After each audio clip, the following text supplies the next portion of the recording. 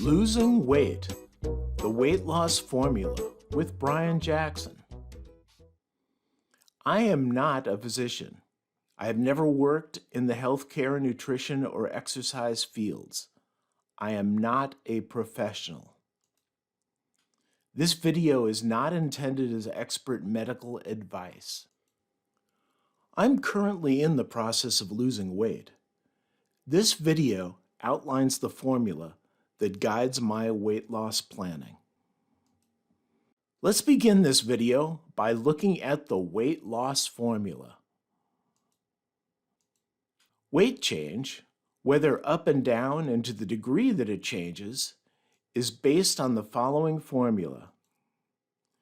The calories you consume or eat in the day minus the calories you burn, made up of sedentary calories, calories that you burn just by doing nothing, and exercise calories. However, these two calorie losses are multiplied by your metabolism, which can either speed up the effects of your weight loss or slow it down. By the end of this lecture, you're going to understand this formula inside and out. By the way, when you're playing this game, every 3,500 calories that you accrue as either a deficit or a plus equals 1 pound either up or down.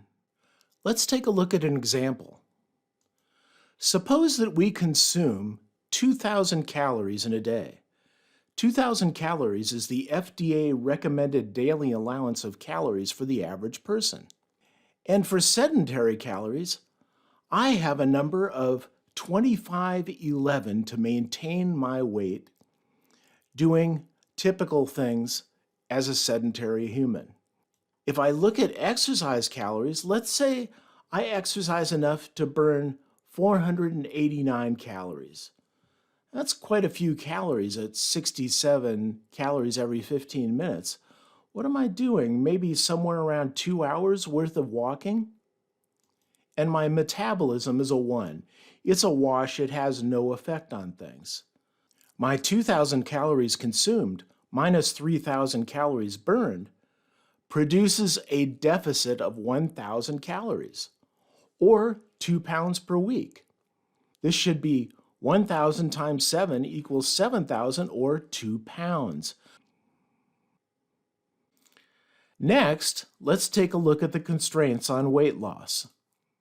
As we know, weight loss is composed of this formula. Let's take a look at the weight change component. The first constraint is that weight change will be less than or equal to 2 pounds per week.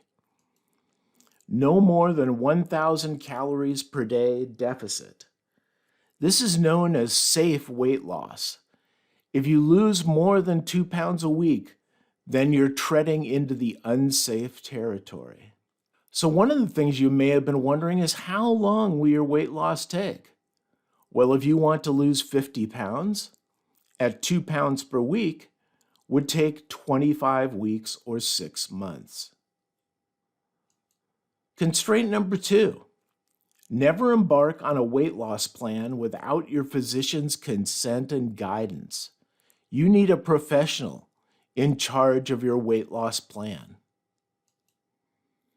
Next, let's look at the weight loss components. From the formula, the first component is calories consumed. Calories consumed represent the first weight loss step. If you can reduce the number of calories consumed, you will increase your weight loss. So calories consumed are constrained by 4 mechanisms for reducing calorie consumption. 1, eliminate empty calories. 2, portion control. 3, avoid heavy calorie items. And 4, improve the quality of your food. Using these 4 techniques, you can reduce the number of calories consumed in the day. Next, let's look at the sedentary calories burned. Sedentary calories burned equals a calculation known as the resting metabolic rate, or the RMR. You burn calories while doing absolutely nothing, and the RMR reflects this. To understand the RMR, you need to understand another basic calculation, the basal metabolic rate, or BMR. This is the number of calories burned merely existing, breathing and making your heart beat, replacing dying cells, and so on. It's the basic things your body has to do. The resting metabolic rate is the BMR plus the calories burned through common daily activities like brushing your teeth, getting up to go to the bathroom, and so on. So it's just a little bit higher than the BMR. Now the BMR happens to have a calculation. The best calculation I could find for the RMR is BMR plus calories burned through common daily activities. But the Mifflin-St. Jeor equation is the best equation, or gives the best results for doing the BMR. And rather than going through the calculation, which involves multiplying your weight in kilograms plus your height in centimeters plus your age, or minus your age plus 5, rather than going through that calculation, you can always use an online calculator. This is my favorite at calculator.net, and it's the bmr-calculator.html. When you go here, you enter your age, your height, your weight, whether you want calories, and make sure that the Mifflin-St. Jeor is being used, and it generates both the BMR on the right and the RMR calculation. You want sedentary, so my RMR is 2511. If I want to lose 2 pounds a week, I've got to consume or have a net result of 1,000 calories less than 2511 or 1511. That's the number that I'm shooting for. Next, let's look at the exercise calories burned. Exercise calories come, in my mind, from two sources: walking and doing everything else. I'm a big proponent of walking as a means of exercise for weight loss, and we'll talk about that later in this lecture. Note that I burn 67 calories every 15 minutes slow walking. Finally, let's look at the metabolism element of this formula. Metabolism is composed of genetics. Some people are just predestined to have a high metabolism and be able to burn calories easily. Those are the skinny people. The fat people are the people that have inherited bad genetics. Weight loss. It turns out that losing weight actually improves your ability to lose more weight. And so does exercise. Exercise boosts your metabolism. Another important aspect of metabolism boosting is using metabolic supplements. These are supplements that you can take that improve the workings of your metabolism. And then there are so many more aspects: sleep, mood, and so on, that can improve or degrade your metabolism. Think of metabolism as a calorie multiplier. The more revved up your metabolism, the more effective your calorie burning efforts will be. And that's the weight loss formula in a nutshell.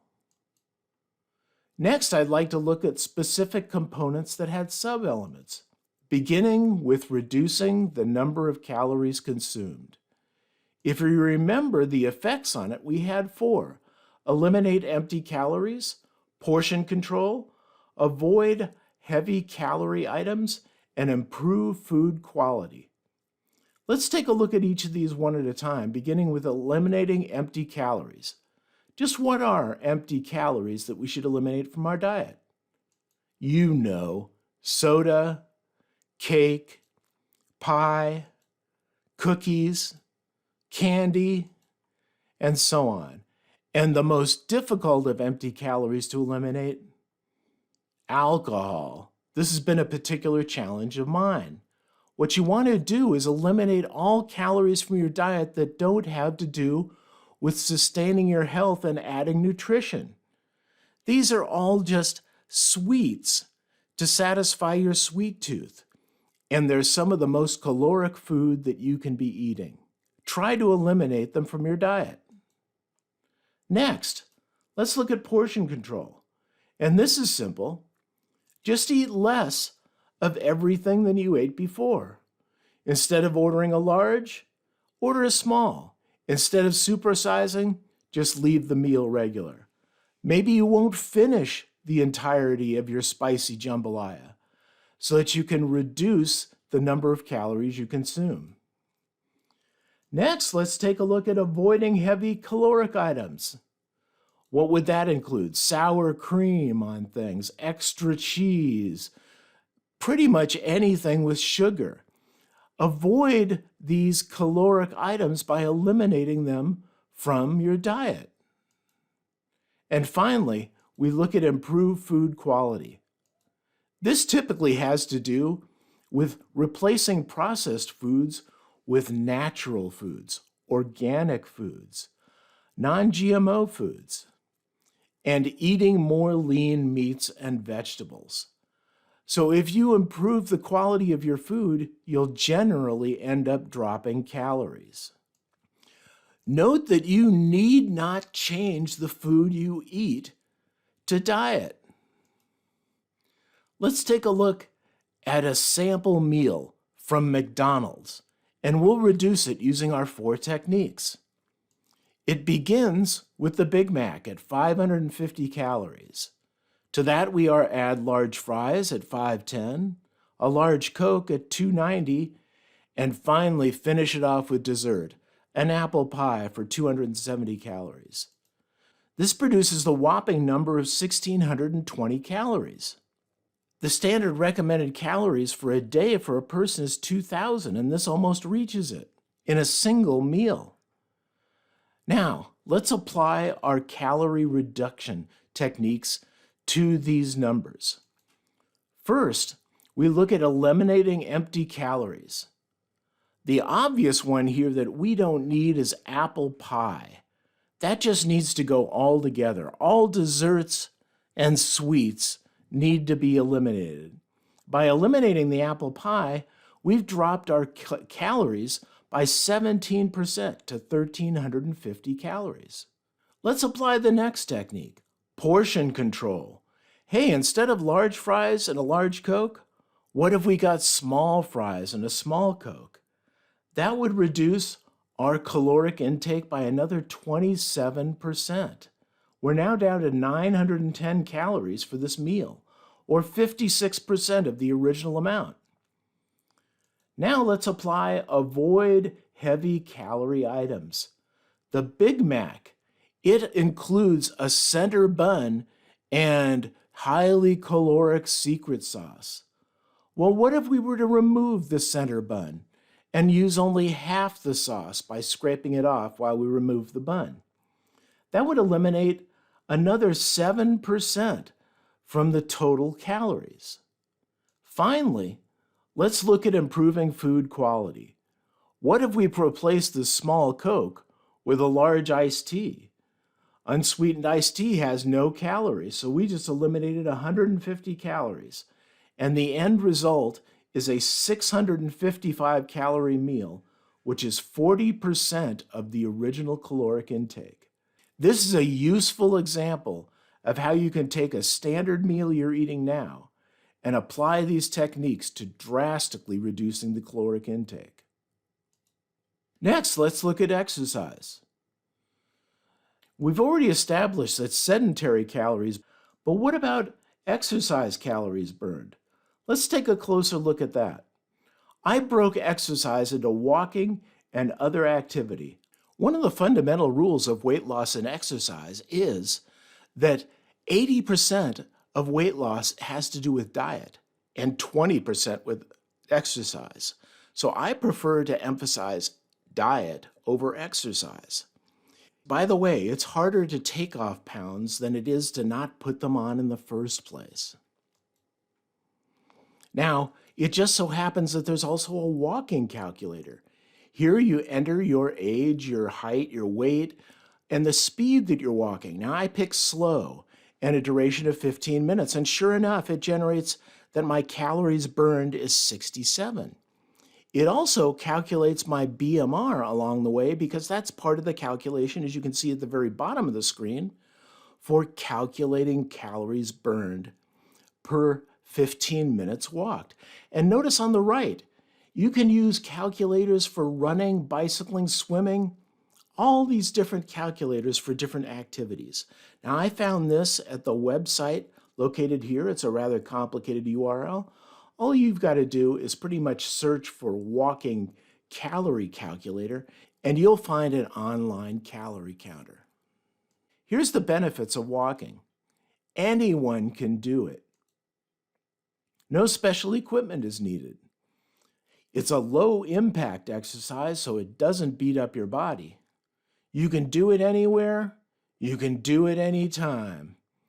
And you should try interval walking, which is a process of walking fast for a period of time and then slowing back down to burn even more calories if walking isn't consuming enough calories for you.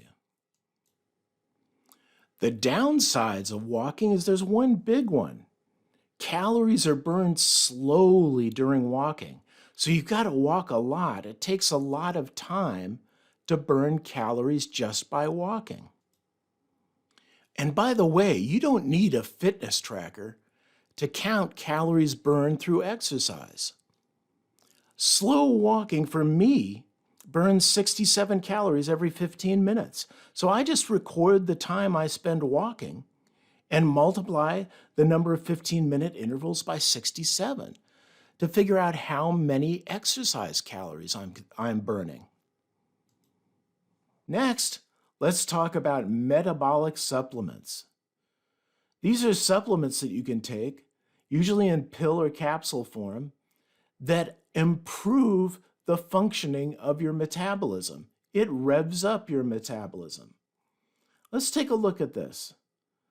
You can see that metabolism is composed of these various components, many of them not listed, and we're going to look at metabolic supplements.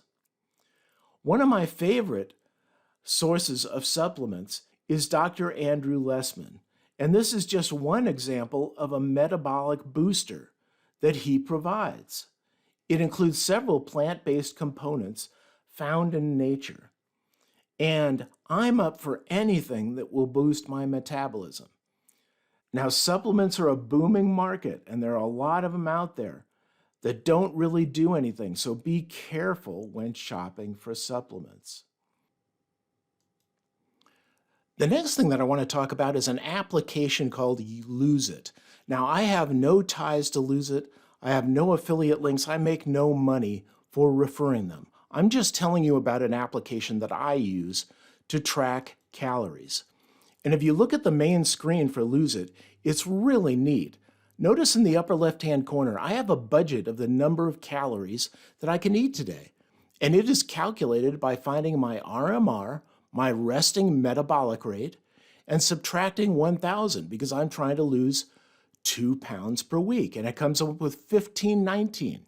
It then allows me to enter all my food and tells me the number of calories so that I can see how far over or under I am for my budget. It even allows me to enter exercise. Here I've entered 15 minutes of slow walking, which creates a deficit of 67 calories for a net of 1,164 calories today. That's 355 calories under budget. Move to the right and you get to see my nutrient breakdown. This is very important to me too. I want to have a low calorie. I've achieved that with 1231 calories in consumption and a low carbohydrate day. 75.6 grams of carbohydrates or 28.7% of my calories is a good place to have my carbohydrates. I also track cholesterol and sodium to make sure they don't get high, and I want high protein.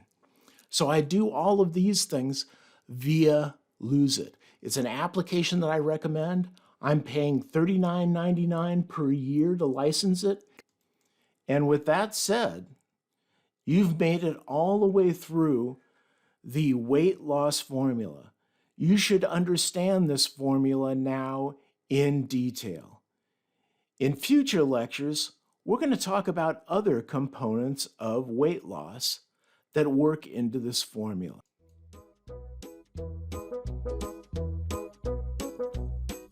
This has been Losing Weight, the Weight Loss Formula with Brian Jackson.